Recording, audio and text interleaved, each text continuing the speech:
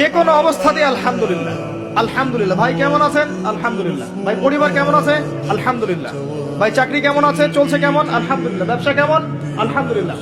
এটা হচ্ছে সেই বান্দা নিদর্শন যার মনের মধ্যে আল্লাহর প্রতি ভক্তি শ্রদ্ধা আছে, যার মনের মধ্যে আল্লাহর নূর আছে।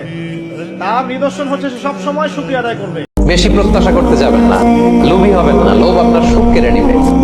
লোভী কখনো সুখী হয় না, লোভীর পকেট কখনো ভরে না যতদিন এটা করবে না।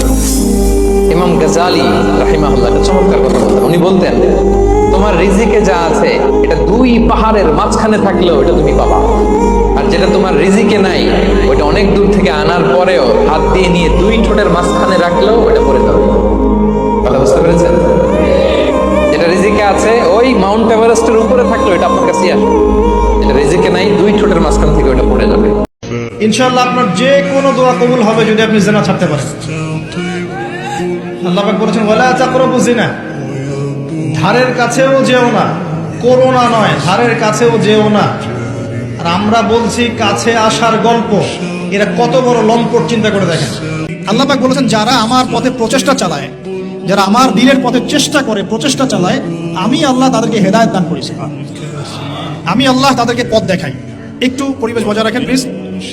ওয়াল্লাযীনা জাহাদু ফীনা লানাহদিয়ান্নাহুম সুবুলানা, যারা আমার জন্য, আমার দ্বীনের জন্য আমার পথে প্রচেষ্টা চালাবে, স্ট্রাইভ করবে, আমি আল্লাহ তাদেরকে পথ দেখাবো। আল্লাহ পাক তার নবীকে ওয়াদা করেছেন, একদম ওয়াদা, হে মুহাম্মদ সাল্লাল্লাহু আলাইহি ওয়াসাল্লাম, তোমার উম্মতের যে কোনো ব্যক্তি আসমান জমিন সমান পাপ নিয়েও যদি আমার সামনে দাঁড়ায়, সাত আকাশের সমান পাপ, জমিনের সমান পাপ আমার সামনে দাঁড়িয়েছে কিয়ামতের মাঠে, তো বেচারার আমল নামায় কোনো শিরকের পাপ নাই, শিরকের পাপ নাই, আমি আল্লাহ তার সামনে আসমান জমিন সমান ক্ষমা নিয়ে হাজির হব।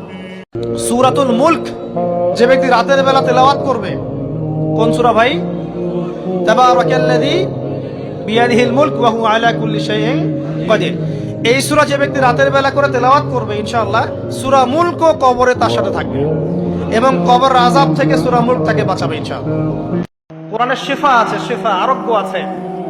যারা বেশি বেশি কোরআন তেলাওয়াত করে তারা কম অসুস্থ হয়। এবং আরেকটা কথা বলি, এখন আমাদের দুনিয়ার অনেক চাপ না, মাথা অনেক প্রেশার নিতে হয় না, পারিবারিক চাপ, অফিসের চাপ, ব্যবসার চাপ নিতে হয় না।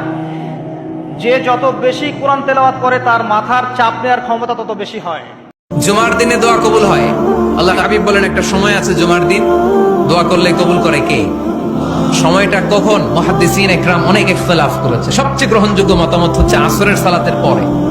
জুমার দিন আসরের সালাতের পরে সূর্য ঢলে পড়ার আগে দোয়া করলে কবুল করবে কে? যার মাথায় এই চিন্তা আছে যে আল্লাহ যা লিখেছেন এটা হবে, যা লিখেন নাই সারা দুনিয়ার মানুষ মিলে সেটা হবে।